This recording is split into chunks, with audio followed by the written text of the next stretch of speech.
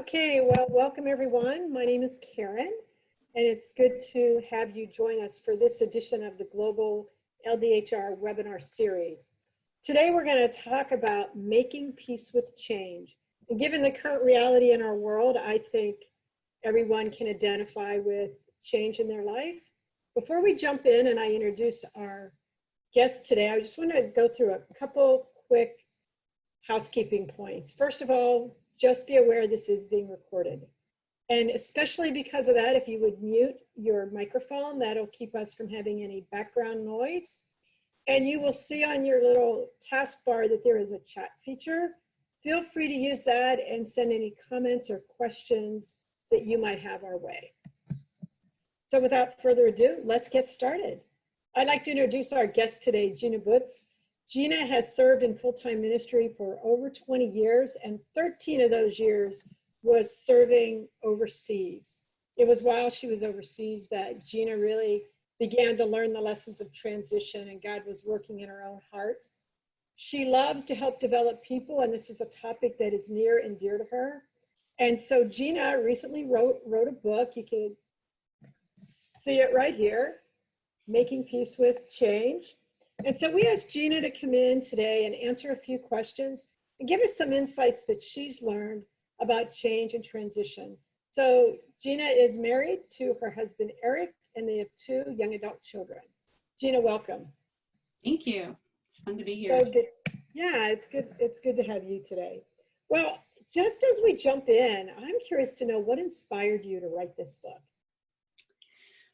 Well, I started writing when we lived overseas. I started a blog, and it was mainly just a way to kind of tell people what life was like overseas and keep the grandparents informed about what the kids were doing. And over time, because we were living in closed countries, I wasn't very explicit about anything spiritual or anything really personal. It was more cathartic than anything. Like, I'd be out and think, I've got a blog about this. Nobody's going to believe this just happened to me. So then when we moved back to the States, by contrast, life was kind of boring. I mean, the example I always use is that in America, nobody ever tries to sell me a turtle at a stoplight, which was not an uncommon occurrence overseas. So I was like, well, what do I write about? And so I started writing about transition because it was such a difficult transition for us to come back here. And people started responding, and it wasn't just people who had lived overseas. It was just people could relate to, the challenge of transition wherever they were. And I had always had an idea to write a book. So that just got me thinking. And at the same time, I had a lot of time on my hands because my kids were in school for the first time. So I didn't know what to do with myself. So I started writing, and as I had reflected on, we've been through a lot of transitions living overseas, and I had seen people do it well, and I'd seen people not do it well, and I wanted to be somebody who did it well. So I just spent a lot of time reflecting on that and what God had taught me through different transitions, and that's how I wrote the book. Well, I know, having had the privilege of reading a free version, I'm very glad and thankful that you wrote that book. Gina, what would you say are some of the biggest challenges people face in navigating transition? Well, I think one of the biggest things is that while there might be a lot of things that are stirring in us in transition, a lot of emotions or things that we probably should really stop and take time to deal with, like there's just a lot of practical logistical stuff that has to happen. It's like, you move to a new city, like I don't have time to sit and reflect on my life. Like I've got to figure out where the grocery store is, and I got to unpack these boxes, and there's just life that's happening. And so I think kind of all the functional things that happen in transition can kind of keep us from really taking the time to stop and really reflect on it. I think there's something in us that longs for rootedness. And so when we're in transition, it's so disruptive to that. And I think that presents a challenge in itself. Just there's this temptation then to want to get back to that sense of solidness and rootedness, which oftentimes when we rush back to that kind of cuts us short of really stopping and lingering in the lessons that might that God might have for us. Then I think also a big challenge in transition is that I think that particularly in the evangelical church in America, we don't have a particularly strong theology of loss and suffering. And so the idea that we lose things in transition and that there's grief and there's pain, like we're not great at entering into that very well. And other people around us aren't necessarily great at helping us enter into that. So it can be hard to give ourselves permission to admit like where things are hard or where we're feeling grief. And then compounding that is just that other people aren't very helpful either. So that's a big part of transition, is the acknowledging the things that we've lost, and we're not very good at doing that. So I know, Gina, sometimes when you're in the midst of transition, it's even difficult to know where to start or what to do. Yeah. What might you suggest would be some good questions that we might even ask ourselves when we're experiencing transition? Yeah, I think that just the phrase "be curious," it's not a question, but I think being curious about like, why did I respond like that? Why is this so important to me today? What, just curious about our emotions. And oftentimes my daughter and I like to watch, we like to watch reality shows together. And it's always interesting because you're seeing people at their worst points, right? They're hungry and they're tired and they're worn out and they're stressed. And so their worst behaviors are coming out. And probably if you know that person in normal life, like they would never be like that. But I think in transition, it's like it brings out like the things that we can kind of keep tamped down and brings to the surface. Right. So being curious about like, gosh, why did I respond like that? What's that telling me about where I'm looking for life, or maybe what's too important to me today?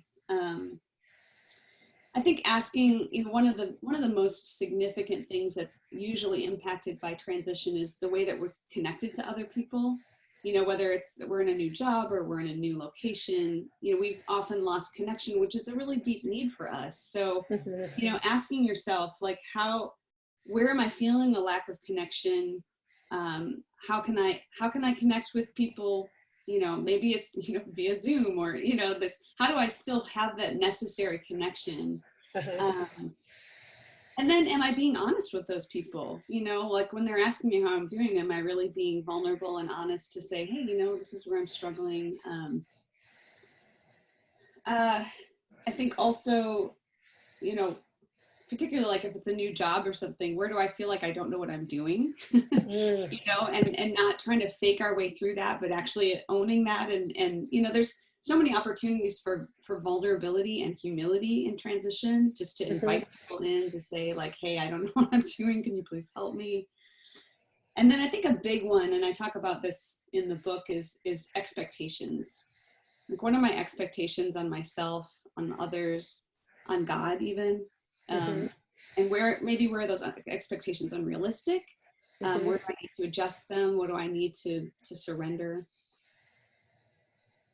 Yeah. And then I think finally, what do I need to grieve? What do I need to just own? Like, that was part of that season. It's not part of this season. And I just have to let that go. And yeah. And grieving's a whole nother topic in and of itself, even. So, yeah. Transition is complicated, isn't it? It is, because there's so much that can be really positive about a transition. It's, you finally got that job you wanted, or you finally, get married, or you finally, you move to this place you've always wanted to go to. That there's great things about it, it's exciting, it's new.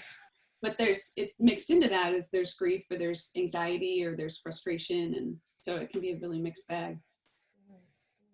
Well, when someone's in the midst of transition, what are some healthy practices that they can engage in? I think the practice of silence and solitude is really essential, just so that you can like get away from the noise and just kind of hear what your soul is saying in the midst of it.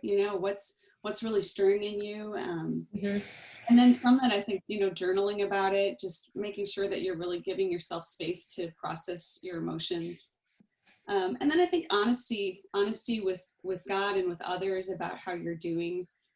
I think especially though the practices of worship and gratitude are really important for us. I think often in transition, it's the time when I feel least inclined to naturally do those things, but it's really, that means it's when I should be doing it the most, is because I need to have that groundedness in what is constant, which is who God is and what he says about me. Those things don't change, right? So the more I ground myself in that, I think it sustains me in the other things. And then gratitude, I think, helps us to tune our eyes to what God is doing for us in a new season. And I think the more we do that, the more we see how he's at work. How would you suggest somebody practically practice gratitude?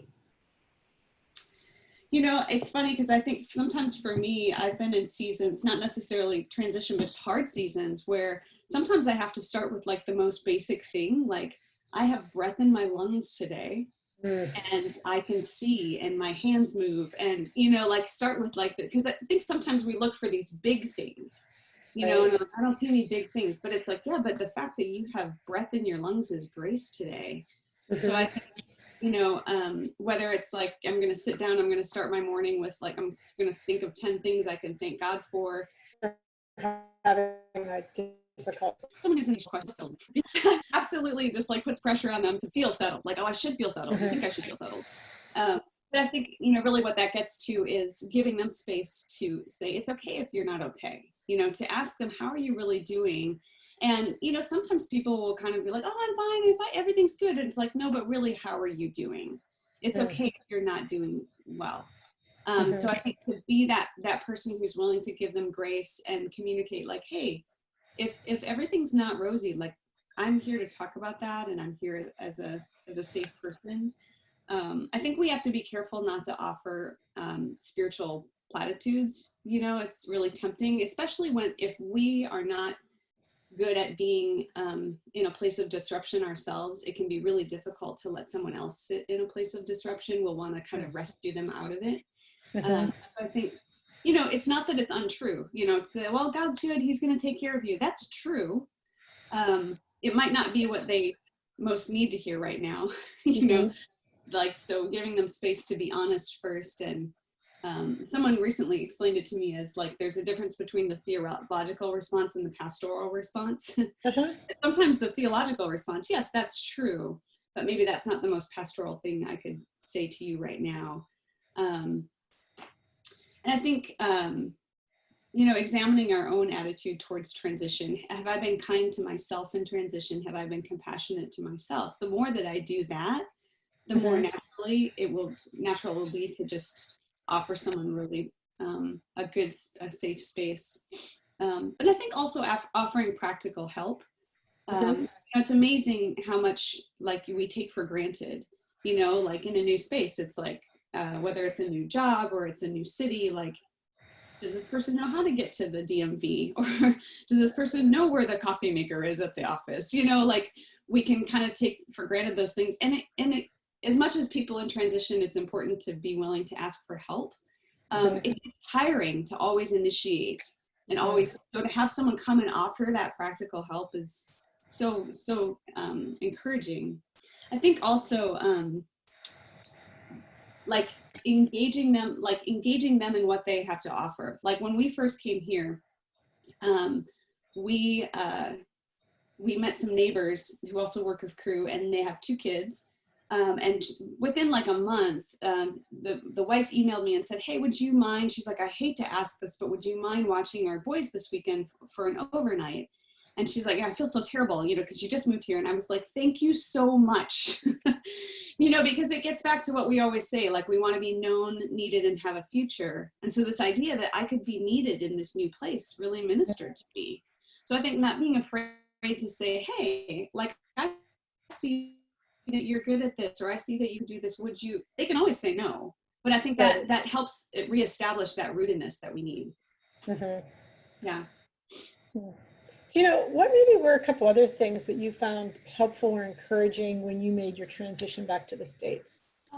One of the things that was really helpful for me was that I was invited into a process group with other women, and we going through a book study together, I think having people who had been through a similar situation, so that when I was going there every week and I was just a mess because I was in so much transition, they were really a gracious place for me. They really gave me the space to just be messy and, process things. And so I think, it doesn't have to be a process group. It could be one other person, but just finding someone, asking God to give you just one person who'll be a grace giver for you and say, hey, it's okay to be in process. It's okay to be right where you are, and I'll walk with you. So that was helpful. And I think, like I said, getting back to the silence and solitude, oftentimes we resist that so much because, I remember one day my kids walking out the door to go to school, and the house was quiet and it felt so empty, and it terrified me because I didn't want to have to face whatever was under the surface with everybody gone. So I think recognizing where you feel resistance is often a place you need to press into, because that there may be something there that God has for you, where it's like, oh, I don't want to see anybody today. Well, that might be an indication that maybe you need to initiate with someone, So I think just that awareness of how am I doing? And then I think too, giving yourself grace, there's so much, I think, emotional and mental energy that we are expending in adjusting to a new situation that it doesn't show up on paper. It's not like you have an hour of your day that, I mentally figured out how to live here, that doesn't show up. But then we're confused, like, why am I so drained? Why am I so tired? And it can be easy to, be hard on yourself. And, the reality is it just takes a lot to adjust. So, giving yourself grace of, I'm going to order takeout tonight, not cook, or I'm going to, choose the easy thing to do today instead. I think just being kind and compassionate with yourself, the more that we do that, I think the more we're really able to be people who walk well with others when they're going through something difficult.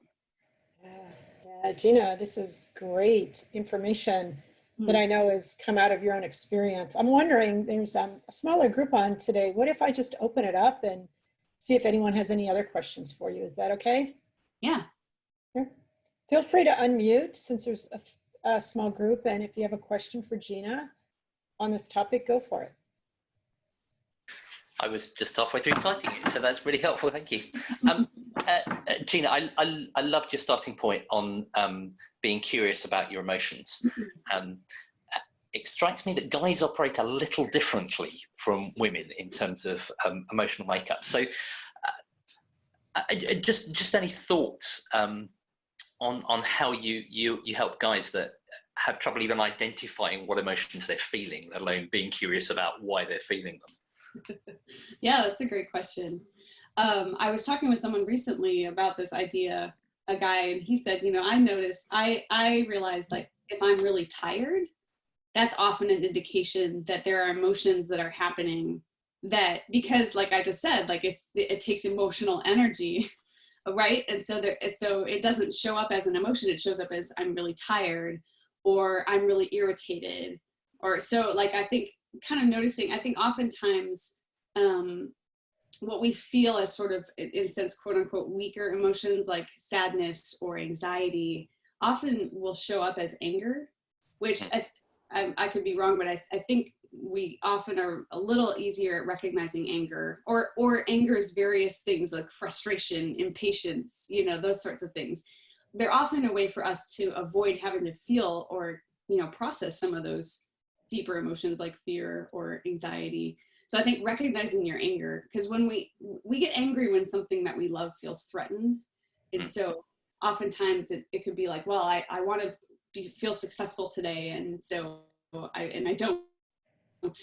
And so I'm getting, frustrated and angry. And so to stop and go, what's going on with my anger? What's behind that? Or even just the feeling of feeling stressed. We like to say I'm stressed. Like I used to, for the longest time, say, oh, I'm not an anxious person. I just get stressed. Like, well, that's just just a cousin of anxiety. So I think, and I think also recognizing, for some people, I think those emotions can show up as control. You know, if I'm trying to control my situation, oftentimes there's anxiety behind that. You know, that's, whereas some people with anxiety, it shuts them down. Other people, it just makes them ramp up. Like, I'm just going to make sure everything's okay. So I think recognizing some of those kind of, not necessarily emotions, but sort of behaviors. Yeah. That's really helpful, actually. It keys into something my wife used to tell me kind of like earlier on in my marriage when she asked me what's wrong, and I just used to say nothing, because that's the default response in those things, to actually move away from nothing to I don't know. Yeah. And that for me was just the first step, kind of like along the lines of then delving into what actually might I be feeling. But no, that's really helpful. Thank you.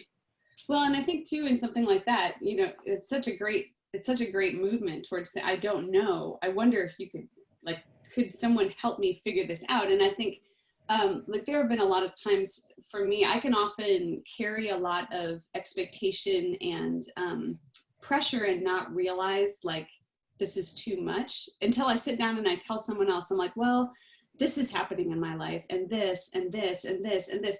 And then they're like, oh my goodness, that's insane. You should not have. And like, it's not until I actually tell someone else that I realize, oh, maybe this is too much. Maybe this is too hard. You know, so I think inviting people in to help us kind of reframe our reality, because we could tend to get, you know, a little blindsided about it. Yeah, which links into the other things you were saying about having the people to walk alongside you, because even that sense of bringing reality and helping you realize, yes, this is quite a few things that you're dealing with. Yeah, it's fab. Thank you. Thanks, Paul, for the question. Anybody else, as we start to wind down here, have a question you'd like to ask Gina? I've got a quick one here. Gina, what kinds of adjustments might there be to the whole transition process if the transition is something that you're actually sort of excited about, like moving into motherhood or, you know, into parenting or something, compared to something that looks like it doesn't have the positive side to it, like, you know, a death, you know, the loss of a job rather than just changing jobs, you know, something like that. Would you view them differently at all? In some sense, I feel like the first one is almost harder, because for some people, you know, something like that, getting married, or you finally land the job you want, you could view it as, oh, this is all positive, right? And it might be.